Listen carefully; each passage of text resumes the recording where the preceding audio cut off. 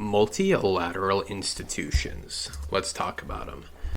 We talked last week about communism and kind of the bipolaric period that we're about to enter into, with the U.S. as the, quote, leader of the free world, of democracy, of capitalism, and communism on the other end of the spectrum. And we discussed pretty thoroughly communism. If you want to hear any more about communism in that episode or in this one, please just leave a comment. Let me know what you liked. Let me know what you want to hear more about. Would love to dive in and answer some questions. And they're usually set up by one particular government or executive, but they have funding from multiple different countries, organizations, where they could be NGOs, which are non-governmental organizations. Basically, they have funding they're not just based on one country. So it's really getting closer to what you would refer to as like a type 1 civilization, which is where a civilization has all the resources of a specific world at their disposal. So it's really getting closer to that type 1 civilization status. And if you want to know more about that scale, type 1, type 2 civilizations, it's pretty fascinating. It's just drop a comment. We can talk about that in a completely different video. It's just kind of a scale of how to measure civilizations. So the U.S. in the wake of World War II set up a bunch of these multilateral institutions, and so the International Monetary Fund, which kind of came out of Bretton Woods in the late 40s, I believe it was 49. The World Bank, of course NATO, which we're getting a lot of press today, so North Atlantic Treaty Organization, and all of these help the buttress, the Pax Americana, as we talked about, in the absence of having an overt colonial presence. So the ones we've talked about, at least, we talked about how they're basically empire used to be the main thing, obviously Egyptian Empire, Roman Empire, Byzantine Empire, Ottoman Empire, Austro-Hungarian Empire, obviously the Pax Britannica, which is the previous world leader, world hegemon.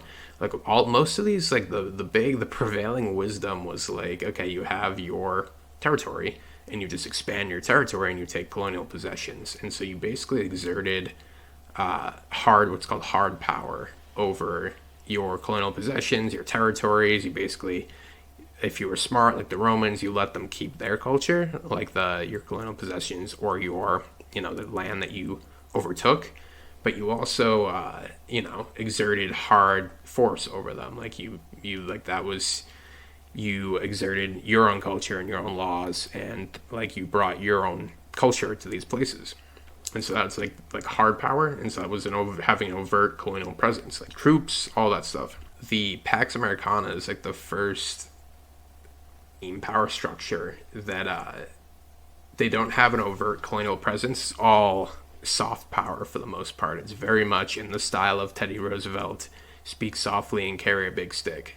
And the U.S. as a predominant both military and economic power in the world then and now is was just perfectly suited to step into this role. And but it was just a very unique, it was really nothing that had been done before, which is kind of why people continue to refer to America as the American experiment, because not only is our system of government was and is an experiment and now is the predominant ideology in the world, it's these kind of stemmed loosely from Woodrow Wilson's 14 points, which we talked about at the end of chapter 2 at the end of World War I, which a lot of his points were basically just hey, we want free and open trade even if there's wars going on. People can't just shoot down ships for no reason. We want everyone, we definitely want our free trade. We want there to be open diplomatic visibility, so we know who has alliances with who, so we don't accidentally start some massive conflict like World War I. And so culminating of America taking center stage, and as I said, this kind of started the period that we refer to as bipolarity, meaning there were two main powers in the world, the US-led West and the Soviet-led Eastern Bloc. And so once again, less so empires. Empires have completely at this point fallen by the wayside. and because World War II was really the end of empires, was the end of colonial possessions, and now we're completely moving to this brand new era, like mid 20th century. We're completely moving into this new era, and which historians refer to as bipolarity because there are two main powers in the world. And it's kind of looking it's looking more similar today as you have a U.S.-led West coming into conflict with countries like China and Russia, and the also China and Russia, like, and other countries as well, but those are kind of the two main ones. They have their own multilateral institutions, like they have like BRICS, like and the Belt and Road Initiative. And so BRICS is just like an acronym for the five major emerging economies in the world. So Brazil, Russia, India, China, and South Africa. And these countries are considered to be like at a similar stage of just newly advanced economic development and are characterized by just large populations, rapid economic growth, and increasing geopolitical influence. So like we kind of like we talked about when capitalism came to town in China, it raised a lot of people out of poverty and starvation. And now at this point, they're kind of going through the beginnings of the throes of the middle income trap, where you have like rampant protests. People are finally like saying enough's enough, starting to stand up to an authoritarian government, even in the face of, you know, oppression and death, because it's just they're finally at that breaking point. And actually, as of this morning, as of the day of this recording, I know that Foxconn, which is the Taiwanese company that partners with Apple to produce iPhones in China, is actually opening a factory, the biggest factory yet, in I believe it's about 100,000 workers. Will employ 100,000 workers in India. So as we talked about, India, one of the BRICS nations, and so China seems to be about to go through the middle income trap, and India is poised to take on that those responsibilities and all the benefits that come from it. So definitely an interesting time to look at, and not a moment too soon to learn through these my series. So these countries are considered to be at a similar stage, as I said, of economic advancement and development, and Russia and China are obviously like they're basically our frenemies at the best of times, and obviously at this point Russia and us completely beefing over the conflict in Ukraine. And as I said, India is a unique position of being able to be a serious threat to China, and it has not taken sides in that particular conflict. So it hasn't really aligned itself with the West, and it hasn't really aligned itself with Russia or China. It's basically just kind of looking out for its own interests. And we should definitely be doing everything in our power to make India our ally, as they will be, in my opinion, the next incredibly powerful nation, especially if they can curb the rampant corruption in their government. Because I would love to do a deeper dive into India. Read a completely fascinating novel called Shantaram, because it's more of like a memoir, but and very, very long, very thick, but very, very good, and actually has a Apple, I believe it's on Apple right now, is a show. And basically it's a very interesting, fascinating deep dive into India, and there's just rampant corruption in their government. So if they could get that squared away and kind of work out their caste system a little bit, like, the Indian people are poised to be like an incredibly powerful nation. So just to circle back a little bit, we have the Belt and Road Initiative, and or also known as the One Belt, One Road Project Initiative. And this is a massive infrastructure and economic project developed and led by China. And so just going back to it, I know that like the US has all these multilateral institutions like the UN, the World Bank, like the SWIFT network, like all these things that kind of connect the Western world. China has definitely had been trying to do similar things. Like we had, I'm sure you may have heard about Huawei, which was the telecommunications giant that was basically trying to establish 5G and other telecommunications, internet and networks across the world. And they were, as the Chinese do, and probably as we do too. It's not like Meta doesn't do the same thing. But they were spying and collecting data using that network. And so that's why it was banned in most Western countries, in the US, and in, like, I know a good amount of the EU, because data is going to be a major leveraging tool in the future. Whoever can have the most raw data and be able to leverage the most raw data in the future will be at a huge advantage. So whoever can collect data on other people, like China, like that's basically what China was trying to do with Huawei, and it's kind of what they're trying to do with the Belt and Road Initiative. It's a bit post-colonial in its way that it goes about things. Like, the initiative was launched in 2013 by who else but Xi Jinping, who, say what you want about him, just incredibly smart, shrewd guy. But it's intended to boost economic growth and connectivity across Asia, Europe, Africa, and the Middle East. So, for example, Pakistan has been a major recipient of the Belt and Road Initiative, and it's basically just China investing heavily in infrastructure projects. So, like, for example, they have, like, the China-Pakistan Economic Corridor, and as of 2021, China had invested over $25 billion in the economy of Pakistan. And this is where it gets a little post-colonial and nefarious, because they're trying to obviously, like, support these nations and create strong allies, but they're also kind of trying to, like, give them money, and then when Pakistan's, like, all grateful and is like, oh, thank you for all this stuff, China's like, okay, great, but now, like, you have to do what we tell you to do. Like, it's a little bit of, like, loan sharking to a certain degree, and that's why it's a little controversial. And, like, Sri Lanka, for example, has also, like, received a significant investment under the Belt and Road Initiative, and, like, China financed, like, a number of large-scale projects, such as their airport. The concerns about the sustainability of the debt has led to controversial and eventual. Basically, the Sri Lankans had to hand over control of the airport to China over a 99-year lease.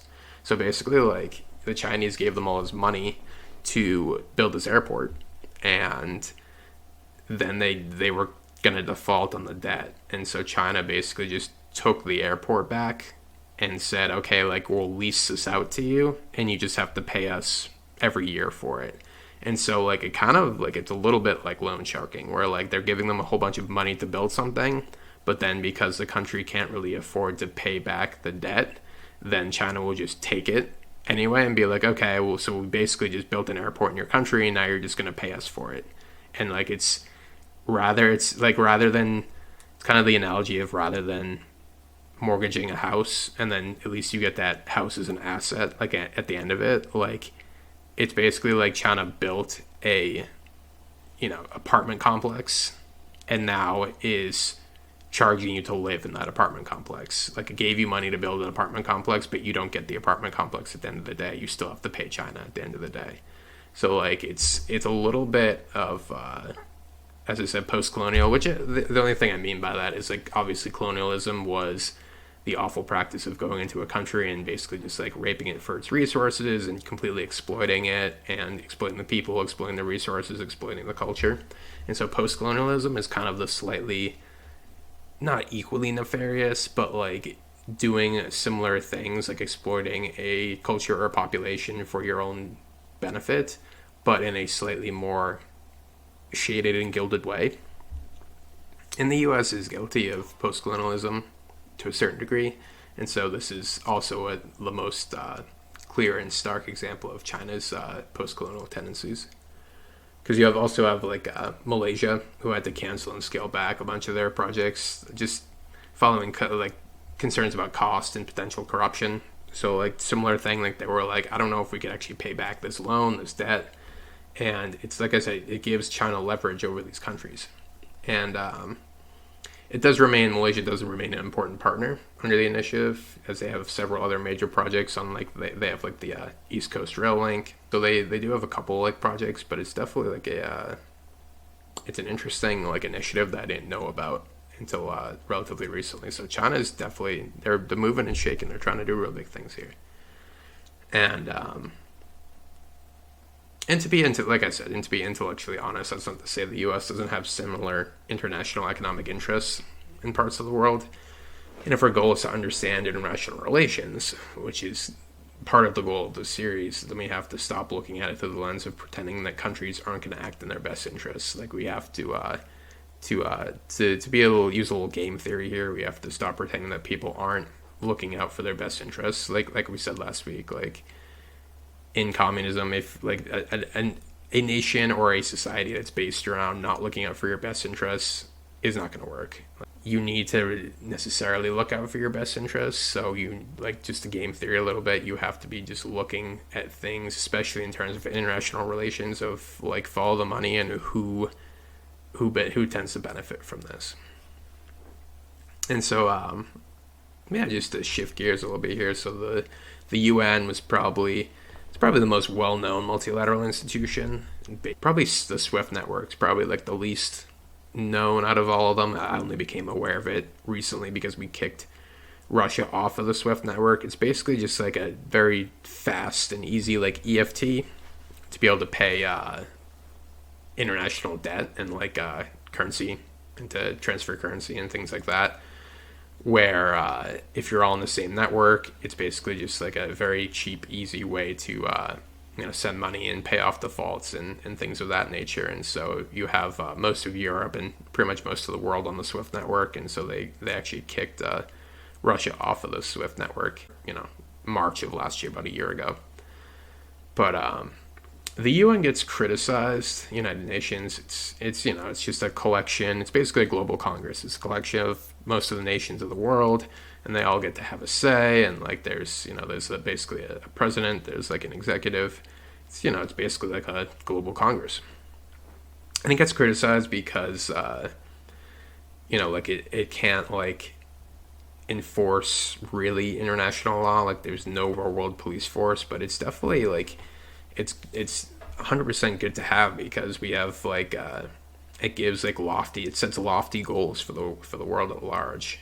And so if we have like an organization that's putting out ideals for the world, like these are our goals and this is what we want to achieve, then it's better than just having just kind of no organization at all. Because like we talked about with the US and like World War II and beyond, at least we have ideals that we try to live up to, of like equity and pursuit of happiness, and like all men are created equal. These are great lofty goals that the US has not lived up to yet, but does a better job than most places in the world. And like once again, Europe does a great job, we do a great job, and even plenty of places like in Asia, like especially like Japan, do a great job, like Australia, like all these places.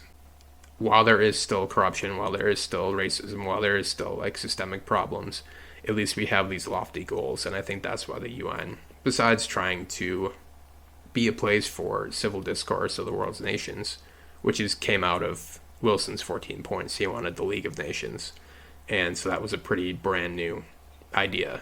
And so now that we have when the Allies shot down his idea, I mean, I guess they didn't, because they actually did go on to form the League of Nations, and actually just because of political pressures, the U.S. actually didn't join the League of Nations, which is go figure, right?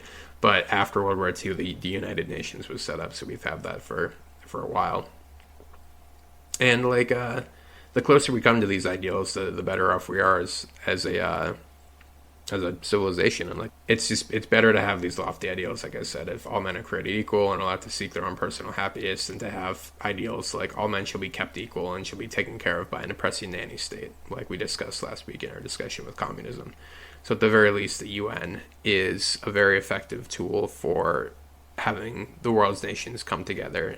And like I said, it's kind of criticized just because no one can enforce the law. It's not like a court where a court can just say, okay, this is the final say and that's the end of it. Because the de facto police force in the world is basically NATO, and is basically the United States as the biggest military in the United States. And we really saw this. This was more a precedent. It's kind of a precedent now in international law, where after bipolarity, so bipolarity was the Cold War. It was the U.S. versus the USSR. And we'll get through that, and we'll get through because we'll talk a little bit about the Cold War, and then but after the fall of the Soviet Union, what historians refer to basically, we're kind of coming out of it now. Like I know that now Ferguson, for example, refers to we're already in a second Cold War, in that he just said that Ukraine is just the first hot war of the second Cold War. So he basically says we're already out of this phase, but when the USSR fell in the late 90s, we entered a period of unipolarity. It probably lasted for about 20 years, maybe even less than that. And so that was called unipolarity, where it was basically just the US just leading the world. And it didn't really, that's when terrorism kind of became the main thing. It was like there wasn't a big united force that was really, we had to contend with. It was really just this guerrilla esoteric opposition of terrorism, I guess specifically radical Islamic terrorism. And I know that Yuval Noah Harari basically says that it's kind of just a minor reaction, and it's really not going to be something that could really destabilize the current world order as it stands. But that really was a pretty unique thing that started in like the 90s. Like it wasn't really terrorism, specifically the kind of radical terrorism that we see today. And it's not just radical Islamic terrorism too. There's like obviously like far crazy like Christian terrorism as well. And in this country certainly there's racial hate crimes, and obviously the gun violence and stuff like that. And that's pretty unique to the age of unipolarity. Like it wasn't really happening in the 80s and before that in the age of bipolarity. So it's just a kind of a fascinating, could be correlation, not causation, but it certainly wasn't happening before. And I think we'll do like I said, we'll do a whole episode on the Cold War, but to discuss basically what to get back to it, the U.S. is the de facto police force of the world, and the UN is basically the world government. Like I said, they're kind of the Congress, and the U.S. is basically just the executive branch and the de facto police force. And it's not a perfect system, as I said, because every country is still a nationalistic country. Like I said, they're all nation states with all personal interests, and that's actually in personal vested interests in their own affairs and desires. And like I said, it's healthy to a certain degree, but you run into the guns and butter argument, or the guns and butter problem, which it's kind of what it sounds like. It's like, do we make guns or do we make butter? Like, do we focus on defense spending or do we focus on domestic projects? And that's kind of since like Eisenhower's farewell address, where he talks about like the military industrial complex and like follow the money and like that good stuff. So it has kind of been like,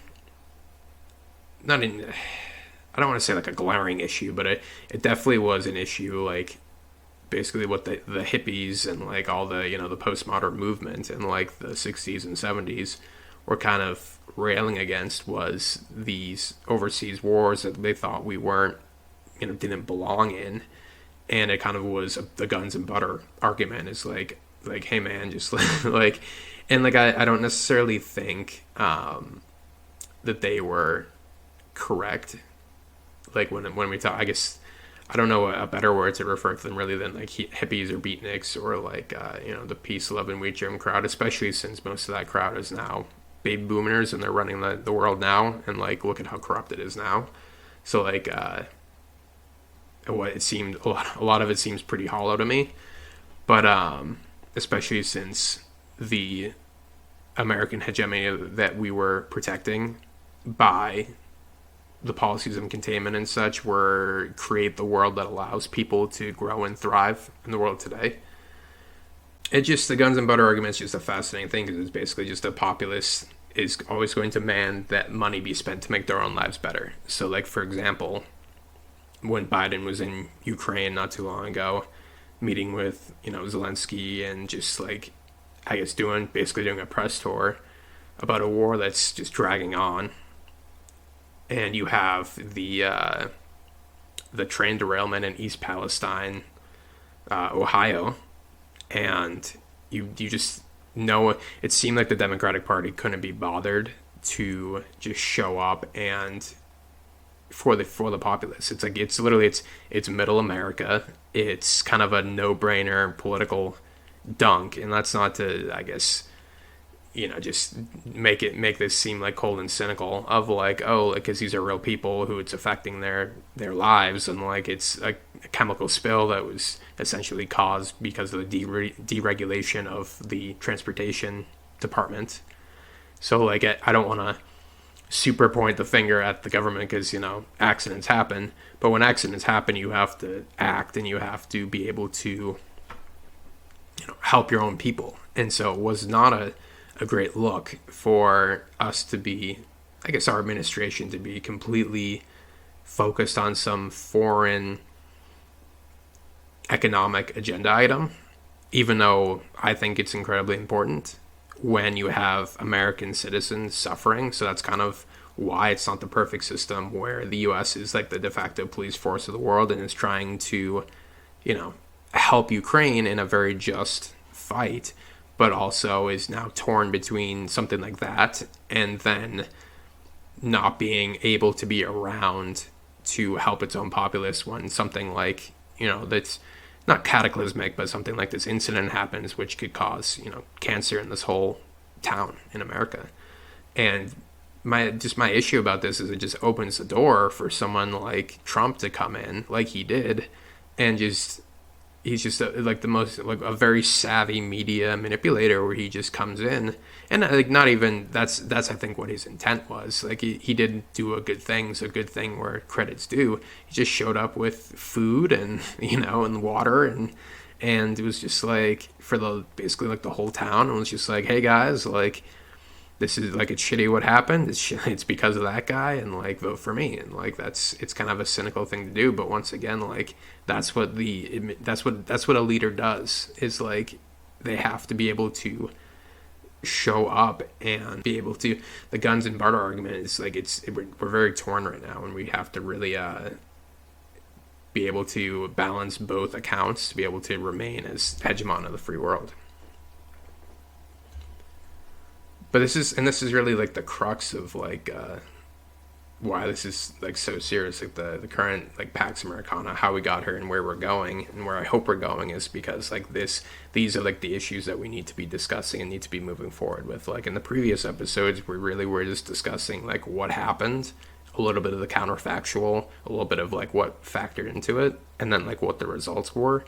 Like now we're kind of getting into the muddling, murky waters of what is and where we can go. Like we are living in the counterfactual right now. Like we are creating what our future is going to be, which is definitely part of the reason why I wanted to create this series, is to give you the tools to be able to know where we came from so we can actively choose where we're going, because history is not predetermined. Like we, as Zelensky proved, like history is not predetermined. Like I remember listening this time last year to all of the most learned, whether it was, a Pentagon general or whether it was a pundit or whether it was, Russian state news. Like everyone was sure it was going to be like 2 weeks. Like Russia was going to roll in blitzkrieg style, take Ukraine.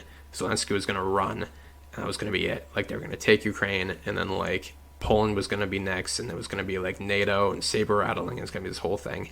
And then like just a stunning example of counterfactual history, he just stood there and said, I'm not leaving, I need ammunition and not a ride. And they halted the invasion, and it became this quagmire. And like it's still not a great situation, but like I said, in a stunning example of counterfactual history, everyone thought that a certain outcome was determined, and it was essentially down to a single man, a great catalyst to alter the course of where people thought everything was going.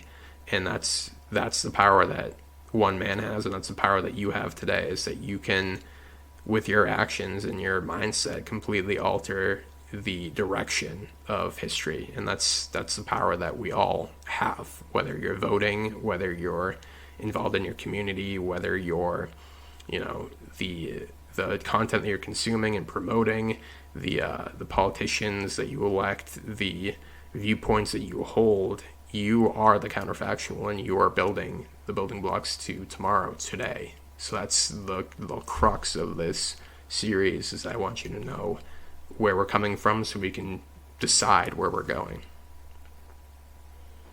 So the U.S. is, as I said, the de facto police force, but also can't really interfere too much in the affairs of international affairs because of international sovereignty. We can interfere in cases of human rights violations. That's an international law precedent that was established during the 1990s when the Bosnians declared their independence from Serbia. And so remember, Serbia, little nation, World War One, assassinated Franz Ferdinand, all that good stuff, or I guess all that bad stuff. But so they had just been, like I said, after World War, I guess this would be World War One, but kind of World War One, World War Two, like we're drawing borders all over the place, like a kindergartner with a crayon, and not really putting people together who didn't like each other. Like it's kind of a huge problem in Africa, as you're just kind of putting groups of people who have traditionally been at each other's throats in the same country and saying everyone play nice in the sandbox and figure out what your taxes are going to be. And this did not go well with the Bosnians and the Serbs. And this is the 90s, dude. This happened in the 90s, so like not that long ago. And so the Bosnians weren't happy being a part of Serbia. They declared their own independence, and then the Serbians didn't like that. And so they literally began a siege of Bosnia, the newly created Bosnian state, and an ethnic cleansing of Bosnian Muslims and Croats or Croatians. So they literally began an ethnic cleansing. They began essentially like a Holocaust of Bosnian Muslims and Croatians, because basically these Bosnians, and like especially Bosnian Muslims and Croatians, felt that they did not have a national identity with Serbia. They did not share culture. They did not share values. They did not want to be part of this national identity, and they wanted to leave.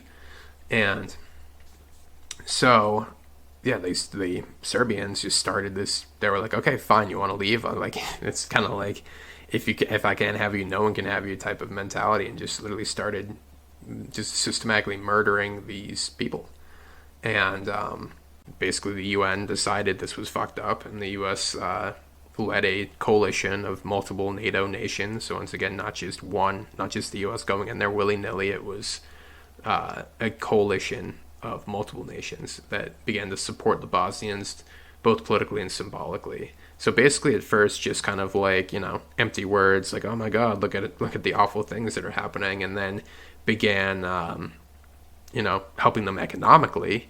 And then actually just began, as the conflict continued, expanding to large-scale air operations and the deployment of about 60,000 UN peacekeepers, which are troops, they're armed forces, which is it's similar. It's interesting that it's kind of what we're seeing in Ukraine, because we started with just, oh my God, like look at this awful thing that's happening, like, and like we're gonna, I stand with Ukraine, Slava Ukraine. And then then it progressed to huge economic packages. Then it progressed to, Javelin missiles and tanks, and, who knows where it's going to go from there. It's a similar-ish conflict.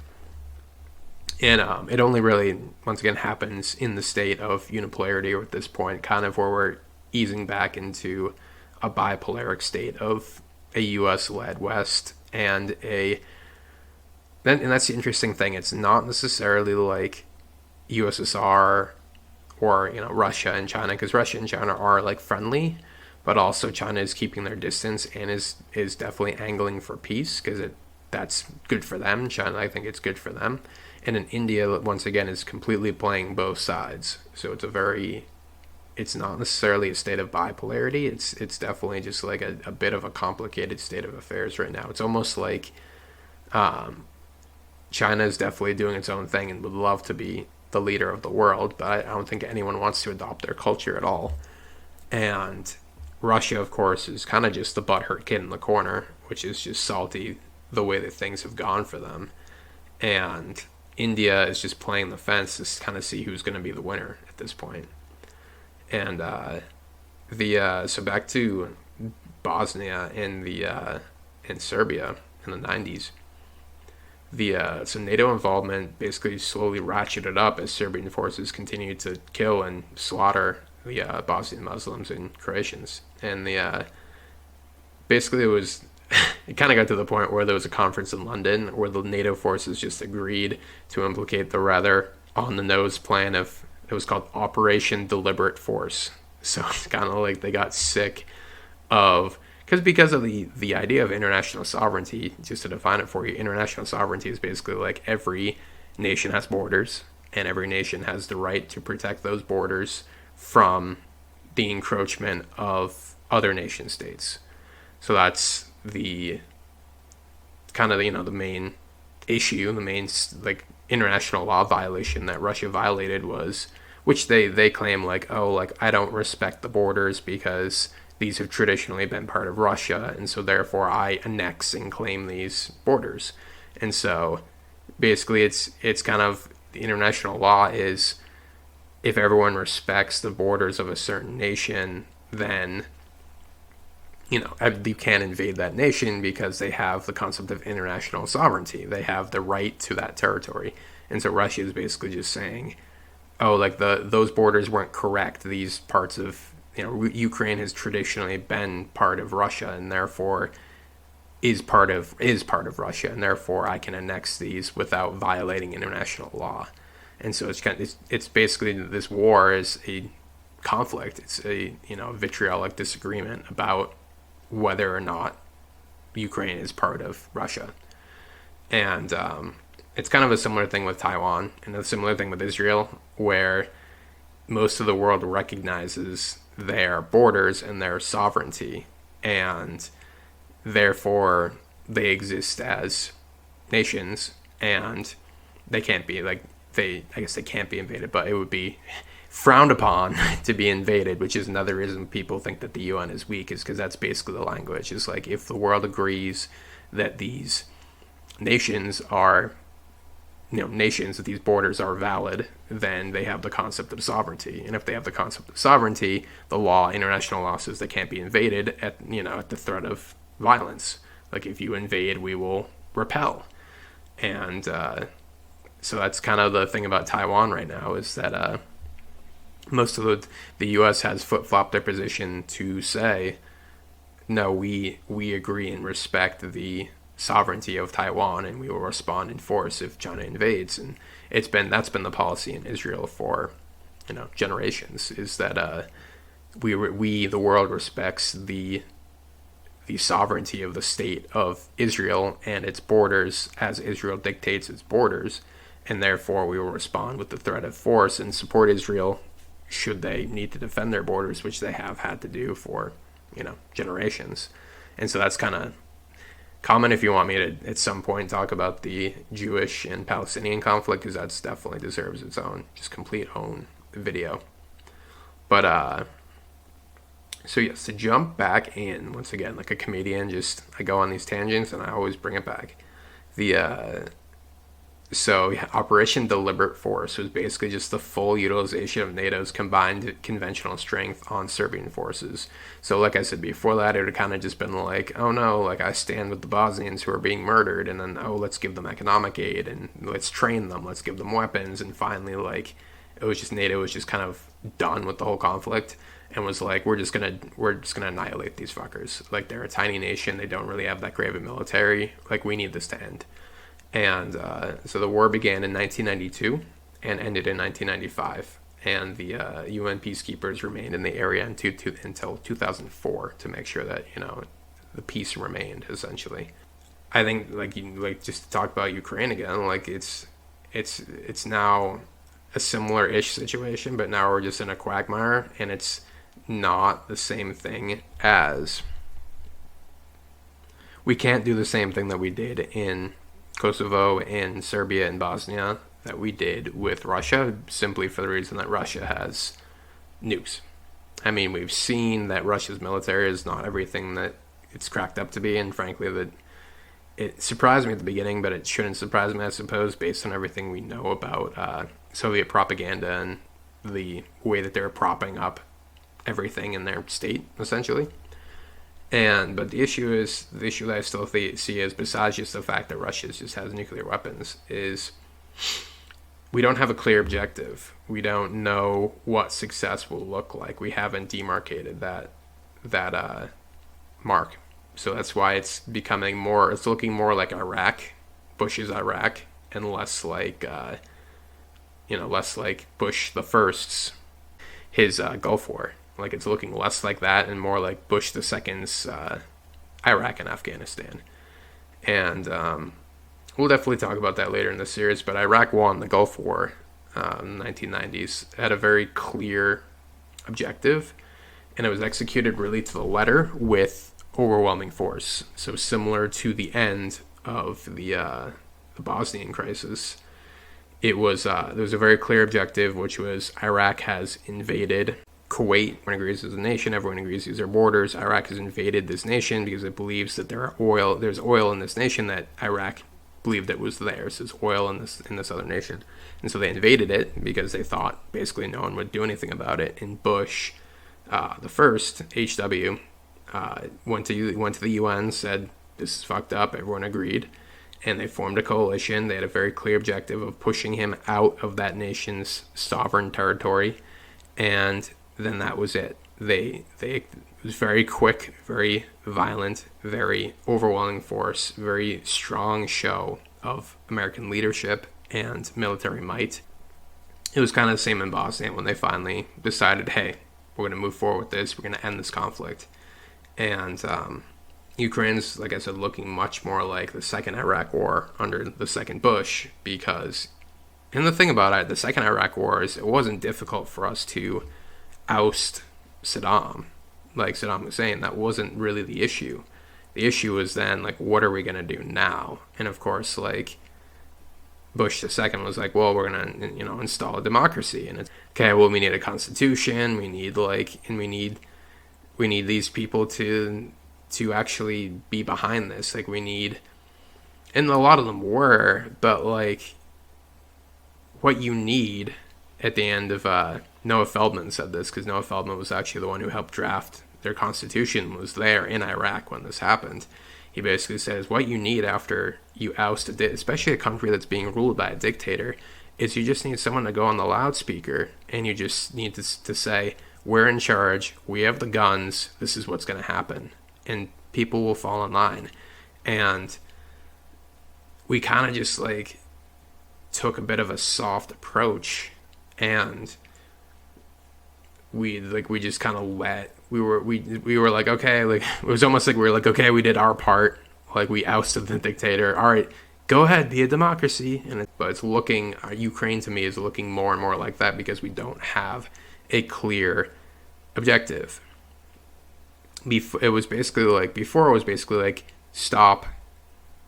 The objective used to be clear. It was stop Russia from taking Kyiv, stop Russia from taking the entire, from killing Zelensky, stop Russia from toppling this westernized nation that basically serves as a buffer between NATO and Russia.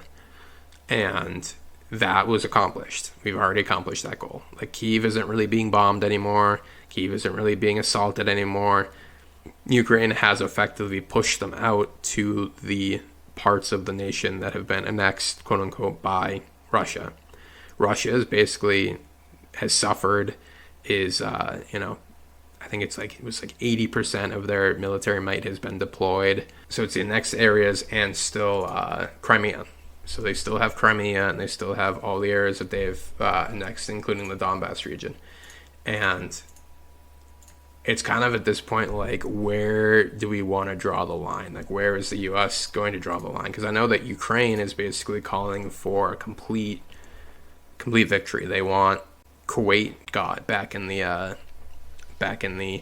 Gulf War. They want to push Russia completely out of their internationally recognized sovereign territory, including Crimea.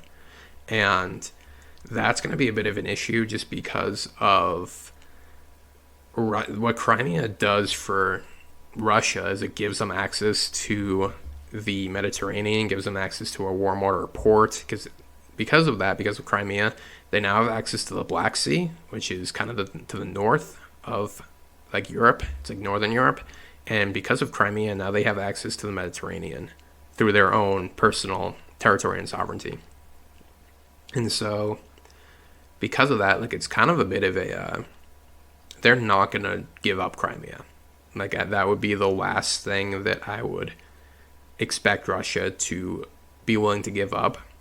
And I doubt they are really willing to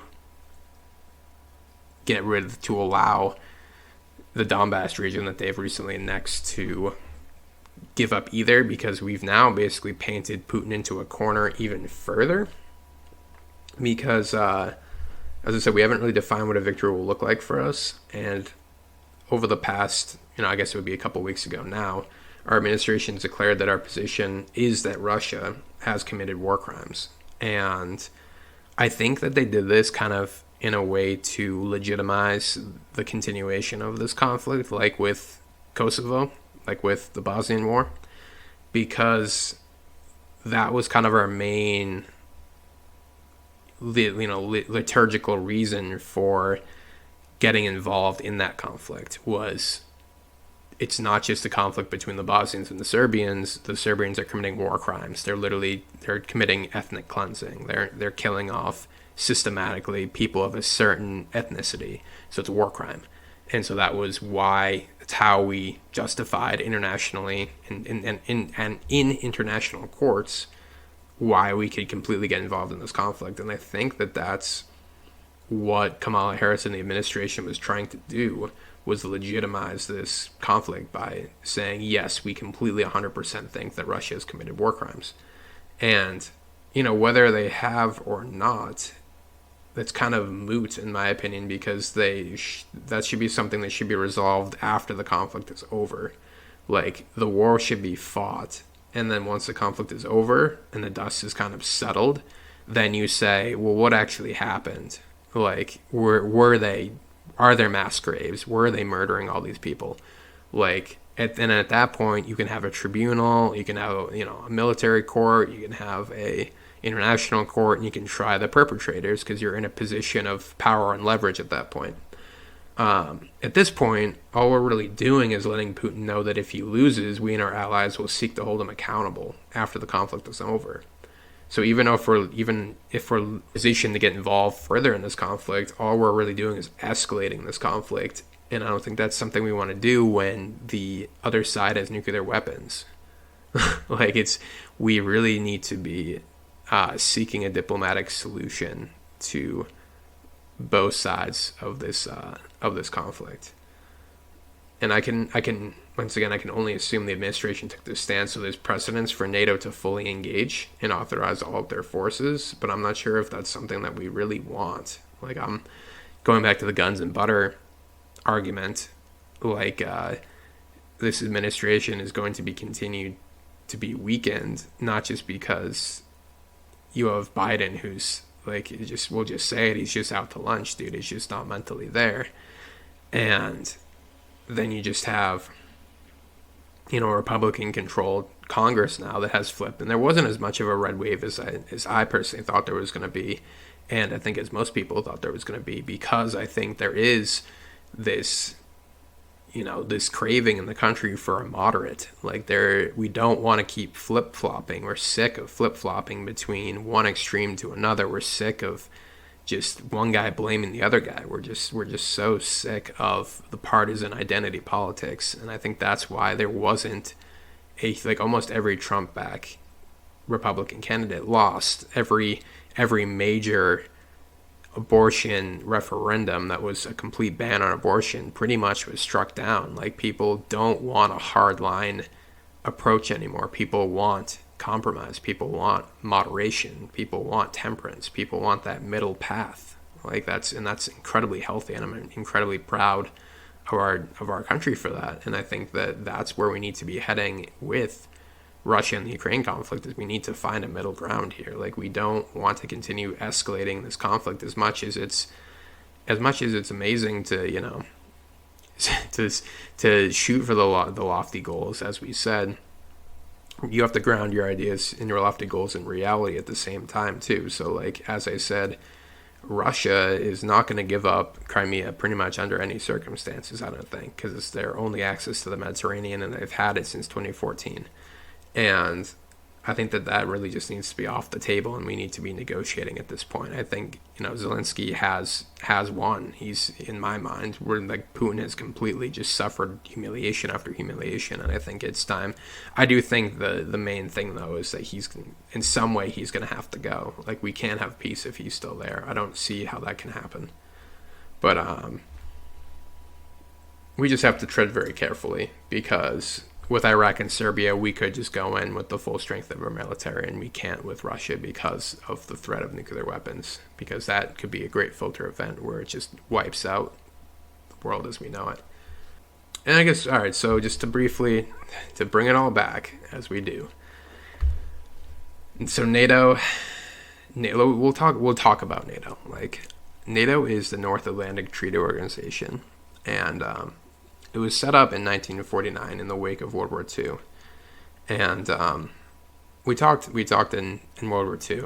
We talked in, I think it was chapter 3 of my series about. So if you haven't seen that, feel free to go back and take a look at it because we talk about it in greater detail. We talked about the policy of containment, and so the NATO alliance was originally formed as a response to the Soviet Union's growing military capabilities and expansionist ambitions in Europe.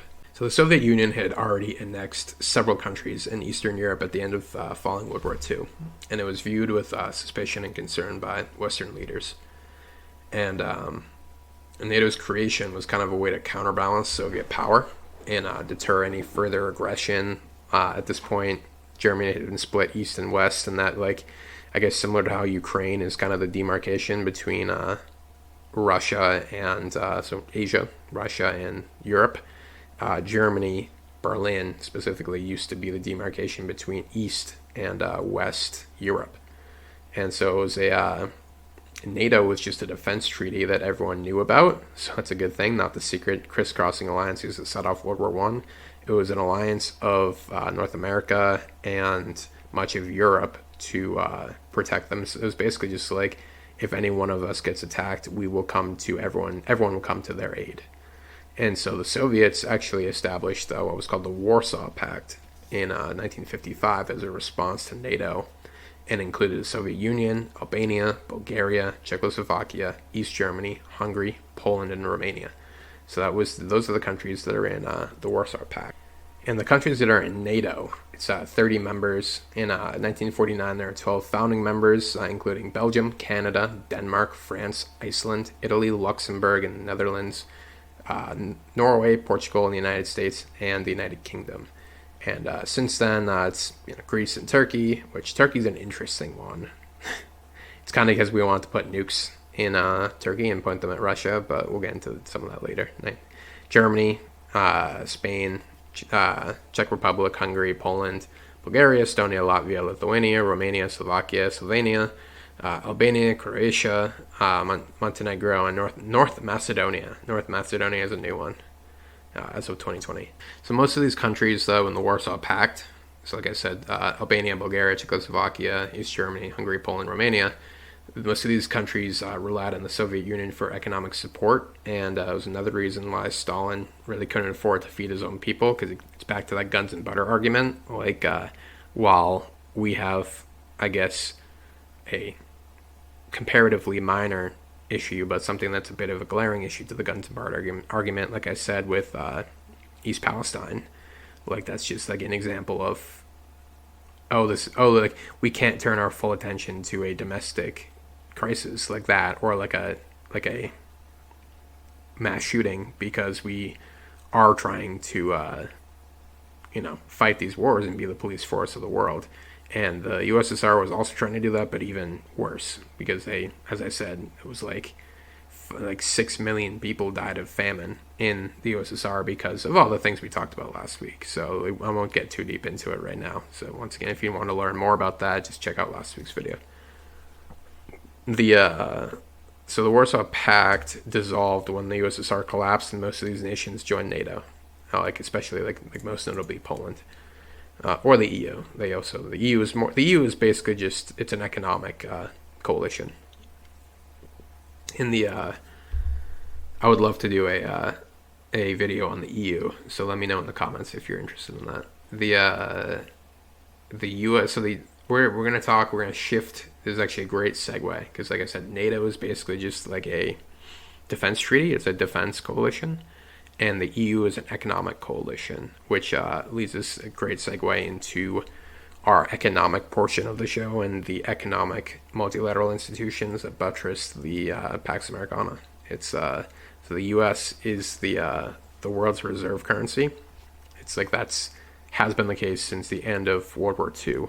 And so what that means basically is the International Monetary Fund created in Bretton Woods, as I said, Bretton Woods, New Hampshire, in 1944, is the wonderful hotel there where it has a lot of history there in New Hampshire. And New Hampshire is just a beautiful place anyway.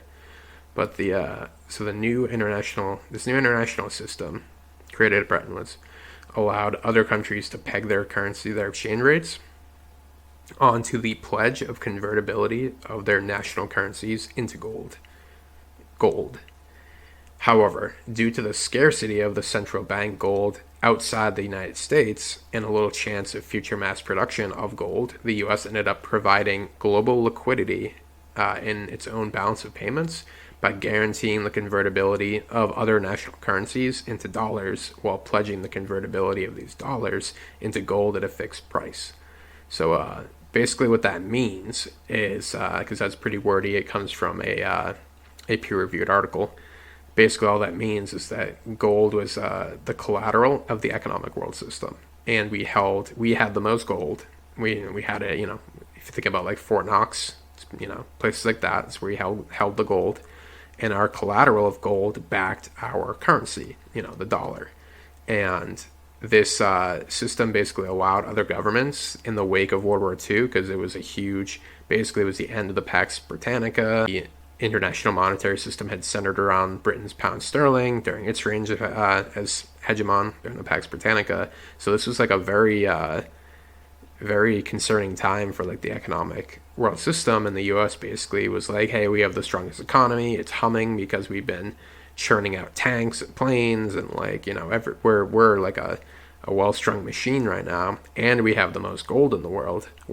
Since we have a very stable economy, why don't you just peg your currencies to the dollar? That way it stabilizes your own economies and your own exchange rates, and you can just buy dollars, and the dollars will act as collateral to your own currency, and then the dollar is backed by gold, so there's collateral. And if you ever want to, sell your dollars, we'll give you gold. That's basically what the system was. And it just allowed the whole economic world system to stabilize in the wake of World War II, which was, the most damaging, crazy schism conflict in the world, the Second World War, the biggest world war. So the result was just a monetary system with America and the American dollar at its center, in much the same way that the international monetary system had been centered, once again, around, as I said, around Britain's pound sterling. And so this system, known as the gold standard, worked great for a little bit. And we're not on the gold standard anymore. We are in a state what's called free-floating currency with variable exchange rates, and that happened in the 1970s. So so as I said, we're not on the gold standard, and if anyone, it's not as big of a deal as a lot of people, not even a lot of people, but some people make it out to be. Like, if don't be that guy who gets high or goes and next time you talk to your friends, be like, guys, did you know there's nothing backing our currency? Just so you know, there's pretty much nothing backing our currency anyway. Once again, the quote, Yuval Noah Harari, the only reason things exist in the world is because we all agree that they do. And if that's just to ground that abstraction into reality, into a metaphor, the Native Americans used to have wampum, which was just pretty purple clamshells, and that's what they used as a form of barter, and because they were rare. Basically you have a clamshell, and when you pop it open, you obviously eat the clam or whatever, do what you're going to do. But the inside of the clamshell, the quahog shell, sometimes has like this beautiful purple color. And if it's bigger, if the clamshell is bigger, and like it depends, there's a different type, there's a lot of different purples. Like there can be a lot more purple, a lot less purple, a lot more beautiful purple, a lot less beautiful purple. And if it was big and had a lot of beautiful purple, it was worth more, and you could barter more for it because it was rare. And so basically, it was just a currency in a form of barter. And everyone just in their society agreed that a big shell that was more purple, wampum, was, you could barter for more with it. And so like we're not that, even though our economic system's much more complicated, it's kind of the same idea. It's just that like we all agree that the dollar has value because it is buttressed by the most powerful economy and the most powerful military in the world. And so that's why it's worth the most.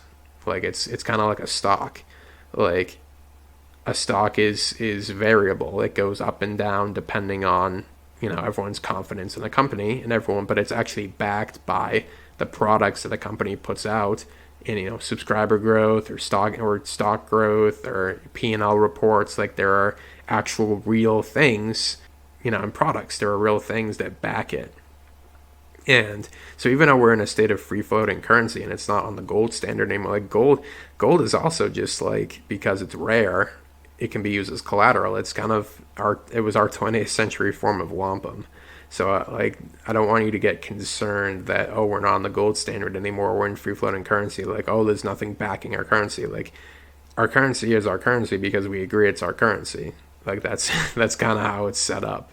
And so which is kind of where we got into, because there were a lot of people postulating that crypto, especially Bitcoin, was going to take over as like the new gold standard and debunk the dollar as a new reserve currency for a lot of the same reasons. Is because like gold was it was rare, it was very difficult to fake, it was difficult to transmute. So like it was basically there were all these reasons and all these people postulating, and very smart PhD economists that were postulating that Bitcoin in particular was going to be the new gold standard, and countries would be able to peg their currencies to Bitcoin. It was going to be the great equalizer and basically bring about the end of free floating currency and exchange rates. And this theory was just, I think, utterly debunked when, you just had Bitcoin just tank. Like Bitcoin was probably at like $41,000 November of 2021, and now it's at like $21,000 just because people saw that like, oh, when the chips are down, people are just going to invest in the dollar. People are not going to give a shit about Bitcoin. Like it's because Bitcoin's not backed by anything. Like, yeah, it's backed by an algorithm, and yes, like I understand like the whole like it's, you can farm it and blah blah, and there's a set amount of it, and like it's a it's a very fair and clean system and blah blah. But like I guess it's sure it's similar to gold in a lot of ways, but like I said, gold is kind of just like Bitcoin's just a fancy wampum. If people agree it has value, it has value, and if people don't agree it has value, it doesn't have value. Like that's kind of the end of it. At least the dollar is backed by an economy and by a GDP and by a P&L and by corporations. Like there's actually tangible value behind it. So that's kind of end rant. I kind of was jumped all around because, as I said, this is not Multilateral Institutions. I hope that was, you got your dopamine from this particular video, because like I said, we're getting into murky waters now, because we're getting into, instead of like the history that I've covered before, which is definitely like, this is what happened, this is my interpretation, this is the counterfactual, this is the zeitgeist that we're causing it.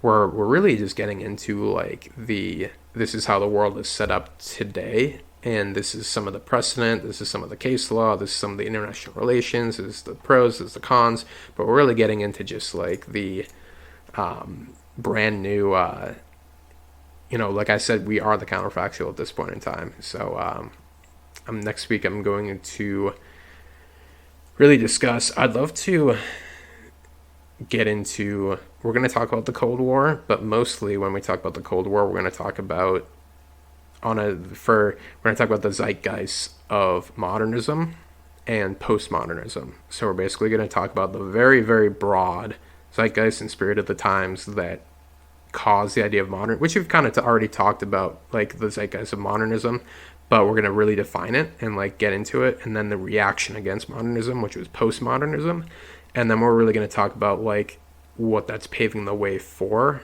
because like I said, we have to be the ones to actually formulate our own future. Like history is happening right now, and we have to be the ones to make sure that the history that hopefully our kids are telling is something that has a happy ending. So we're going to talk about that, and I can't wait to get to it.